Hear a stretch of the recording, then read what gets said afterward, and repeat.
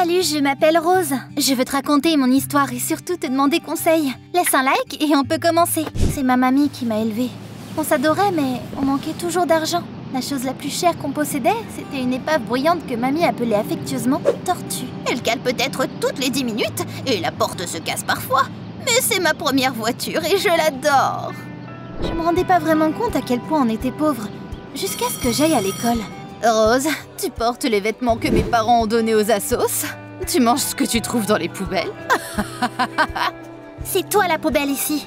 Ah, que des connes gâtées. Elle ne voulait pas être amie avec moi parce que je n'avais pas de gadgets chers ou de vêtements à la mode. Ma mamie travaillait très dur pour nous. Ce jour-là, j'ai juré que je deviendrais riche et que je lui achèterais un manoir immense. Je me suis assise sur la pelouse pour manger, mais j'ai réalisé que j'avais oublié ma gamelle à la maison. Super. Mais c'est là qu'une fille s'est assise à côté de moi. Elles sont tellement méchantes, ne les écoute pas. Elle s'appelait Lina. Elle a vu que je n'avais pas mangé. J'ai un sandwich au thon. Viens, on le partage et on devient amis. C'est comme ça qu'on est devenus meilleures amies. On était inséparables et on faisait tout ensemble. Un jour, Lina m'a dit qu'elle allait dans une colo pour tout l'été. On était toutes les deux malheureuses parce qu'on ne voulait pas se séparer. Mais c'est là que Lina a promis que ses parents paieraient pour moi aussi. J'étais tellement heureuse que je suis tout de suite partie faire mes valises. Sauf que le jour où on était censé partir, j'ai appris que Lina m'avait menti. Je suis désolée, je sais à quel point t'attendais ça. Je ne voulais pas te contrarier. Peu importe, amuse-toi bien pour nous deux. Je vais pas te mentir, j'étais vraiment énervée. Mais je ne voulais pas rester là à me morfondre tout l'été. J'ai donc décidé que c'était ma chance de gagner de l'argent. J'ai fait et vendu de la limonade. Et je laissais les passants admirer les fleurs du jardin de mamie pour un petit prix. Approchez-vous, profitez d'une vue magnifique vue pour seulement $1. À la fin de l'été, ma tirelire était pleine. Puis Lina est revenue de sa colo. Elle avait l'air triste. Oh, Rose, j'ai rencontré un garçon incroyable. On était tout le temps ensemble. Mais ses parents sont venus le chercher la veille de notre départ et on n'a pas eu le temps d'échanger nos numéros. J'ai juste une photo de lui comme souvenir. Comment est-ce qu'elle pouvait être aussi triste pour un mec? Ça m'a fait mal que Lina ne m'a même pas demandé comment j'avais passé les vacances. Il y a plusieurs années qui sont passées comme ça. Lina n'a jamais oublié ce garçon. Mais t'imagines ça? Je me demande à quoi il ressemble maintenant. Mais arrête de dire des bêtises. Il se souvient probablement même pas de toi.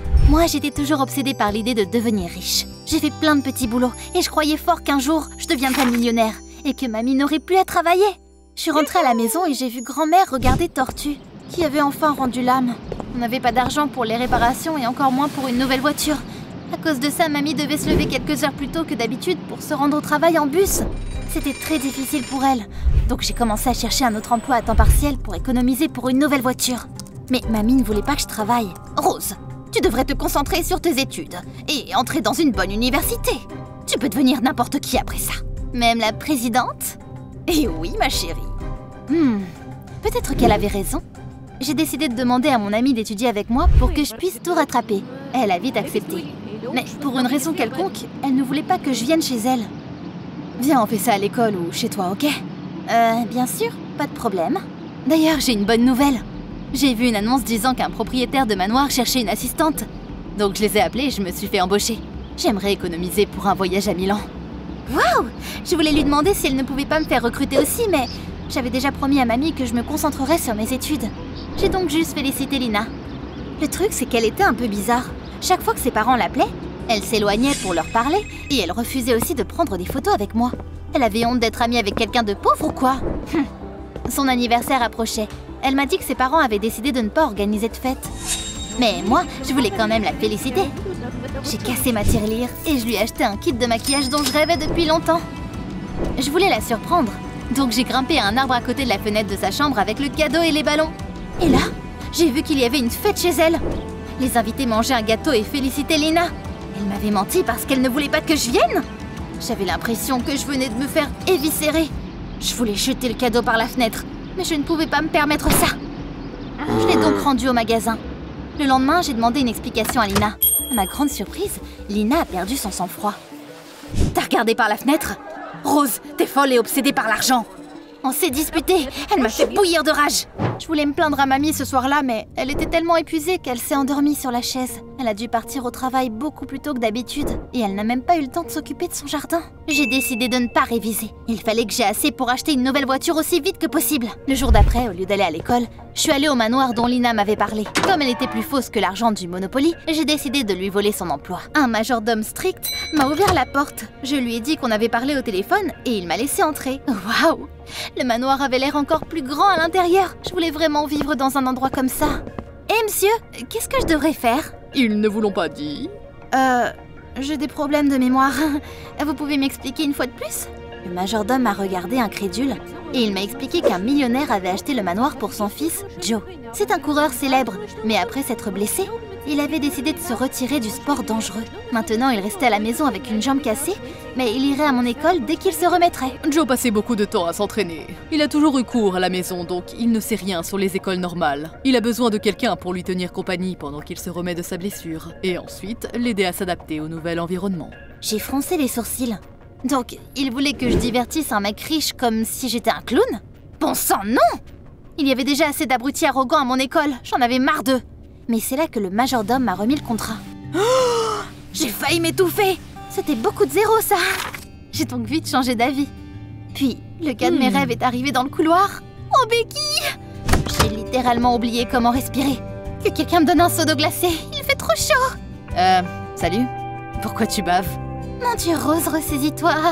Avec un effort colossal, j'ai arrêté de fixer Joe et je me suis présentée. Ouf, quel bonheur! Il était super gentil en vrai, et même s'il était riche, il ne me regardait pas avec mépris. J'ai réalisé que j'étais tombée amoureuse. Le majordome est parti faire du shopping et on est resté seuls. On a entendu la sonnette. Quand j'ai ouvert la porte, j'ai vu Lina. T'aurais dû voir sa tête, elle était choquée. Hein? Rose? Mais qu'est-ce que tu fais là, toi? Eh bien, je suis obsédée par l'argent, non? J'ai donc décidé de voler ton travail. J'arrive pas à croire que t'aies fait ça. Et je n'arrive pas à croire que tu aies trahi notre amitié et que tu m'as trompée. À ce moment-là, Joe m'a appelé. J'ai dit à Lina que le travail était à moi maintenant. Et je lui ai claqué la porte au visage. Je suis allée voir Joe tous les jours après les cours. Et je lui ai parlé du programme. Je lui ai expliqué comment ça se passait à l'école. Waouh! On dirait vraiment que c'est génial d'aller là-bas. J'ai hâte de me débarrasser du plâtre. Il s'ennuyait à la maison. Donc dès que j'arrivais, on jouait à des jeux vidéo, on regardait des films, on mangeait. Et on parlait pendant des heures. Il m'a parlé des courses et des affaires de son père au Japon. Quand j'étais athlète, j'ai beaucoup voyagé autour du monde. Mais maintenant, je veux vivre tranquillement. Je lui ai dit que je travaillais pour acheter une voiture pour ma mamie. C'est tellement gentil de ta part. En vrai, on s'amusait bien. Et j'étais même payée pour ça, c'était incroyable. La seule chose qui ruinait mon humeur, c'était Lina. À l'école, elle me regardait mal et parlait dans mon dos. Je m'attendais pas à ce qu'elle soit si méchante. Un jour, elle a même convaincu notre prof de littérature de revérifier mon essai. Après tout, elle savait que je n'avais pas eu assez de temps pour l'écrire à cause du travail. Mais j'ai trouvé un moyen de m'en sortir. Je suis désolée, Madame Francis, mais je n'ai pas écrit l'essai. Et je ne perdrai plus mon temps à faire mes devoirs. Je vais épouser un millionnaire, parce que je ne veux pas travailler toute ma vie et rester pauvre. La prof était tellement surprise qu'elle s'en est même assise. Mes camarades de classe ont commencé à rigoler. Évidemment, je ne croyais pas vraiment ce que je disais. Je ne voulais juste pas me faire humilier devant toute la classe et rendre Lina heureuse. Bientôt, ils ont enlevé le plâtre de Joe. Ce soir-là, j'ai acheté sa pizza hawaïenne préférée en allant chez lui. Salut Jojo, devine ce que j'ai? Joe avait l'air un peu timide. Il a soupiré, puis il m'a dit ce qui le dérangeait.